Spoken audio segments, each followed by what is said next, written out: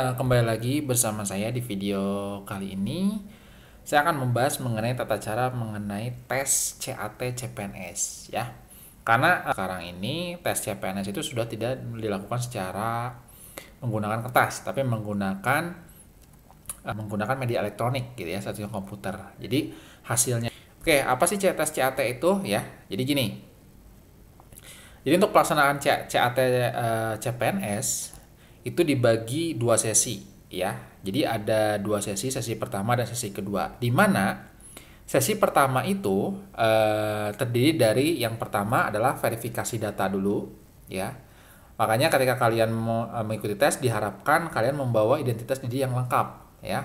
Baik itu KTP, baik itu kartu peserta ujian, dan CAT CPNS ini dilaksanakan selama 120 menit ya, 120 menit. Di mana dibagi dua sesi ya. Setiap sesinya dibagi menjadi dua tes.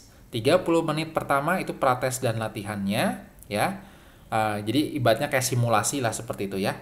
Dan 90 menit berikutnya adalah pengerjaan soal ya, pengerjaan soal. Oke.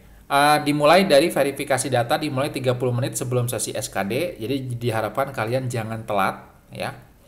Jadi pukul 7.30 sampai pukul 8 itu verifikasi data dulu. Pukul 8 sampai 8.30 adalah prates dan latihan uji coba ya, simulasi dari itu tersebut. Nah, 8.30 sampai 10 adalah tesnya ya. Terus dilanjutkan lagi sesi kedua, biasa ya, verifikasi data lagi. 10.30 sampai 11.00 itu prates dan latihan. 11.00 sampai 12.30 itu adalah tes sesi kedua ya. Kayak gitu. Nah, tata tertibnya adalah yang pertama, peserta dapat menjalani SKD adalah peserta yang namanya tertuang dalam daftar hadir ya. Jadi bagi yang namanya tidak ada di dalam daftar hadir, jangan harap untuk bisa mengikuti tes ini ya. SKD itu singkatan dari seleksi kompetensi dasar ya. Oke. Ini adalah tahap kedua setelah kalian lolos seleksi administrasi. Oke. Yang kedua adalah peserta wajib membawa dan menunjukkan kartu peserta ujian CPNS 2018 ya. Biasanya itu menggunakan name tag kayak gitu ya. Dan KTP kepada pengawas ujian. Nah, ini yang diharapkan bagi kalian harus membawa identitas diri lengkap ya. Yang ketiga, peserta wajib melakukan verifikasi data sebelum masuk ruangan tes untuk menjalani prates dan latihan. Yang keempat, peserta yang terlambat lebih dari 15 menit setelah dimulainya ujian tidak diperbolehkan mengikuti ujian. Jadi kalian yang rumahnya jauh dari tempat tes itu diharapkan kalian harus prepare lebih awal ya. Peserta wajib menandatangani daftar hadir. Peserta wajib menempati kursi yang telah ditentukan panitia, jangan sampai salah tempat.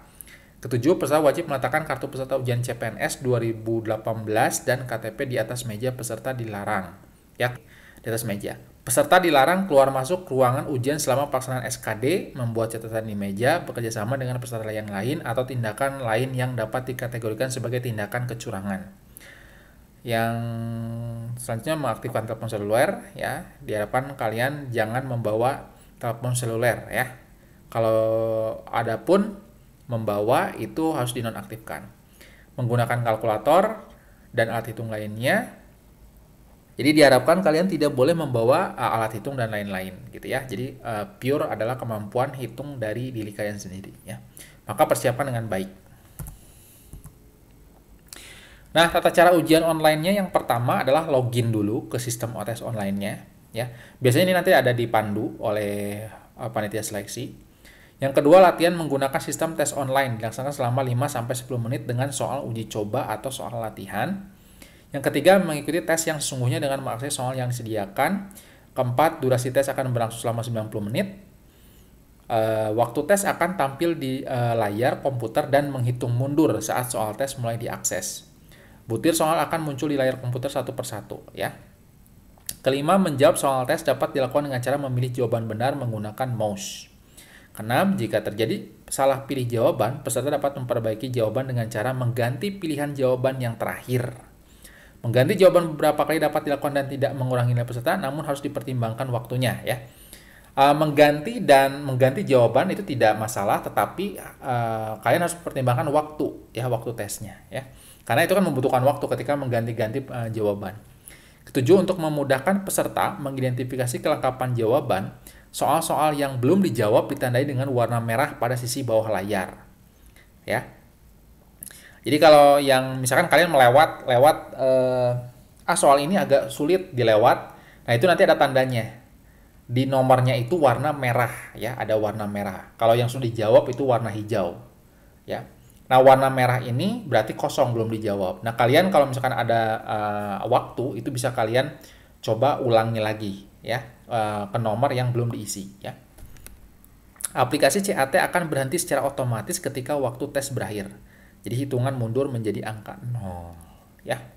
Jadi walaupun kalian misalkan totalnya ada 100 nomor.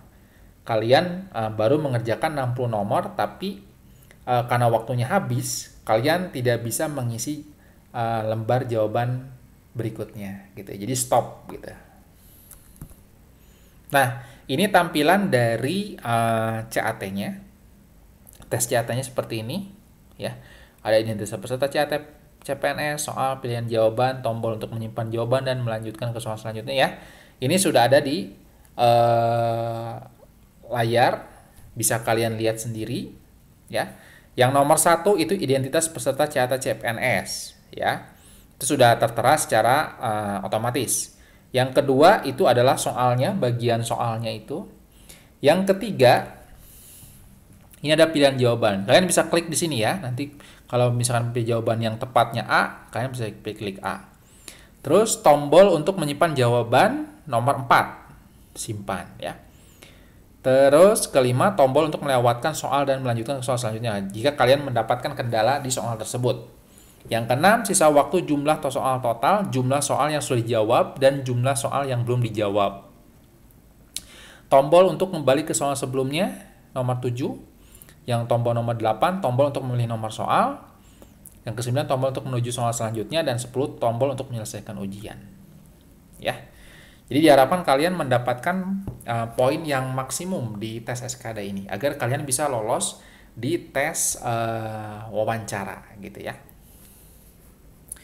Oke, saya harapkan kalian berhasil untuk melaksanakan tes seleksi CPNS tahun ini.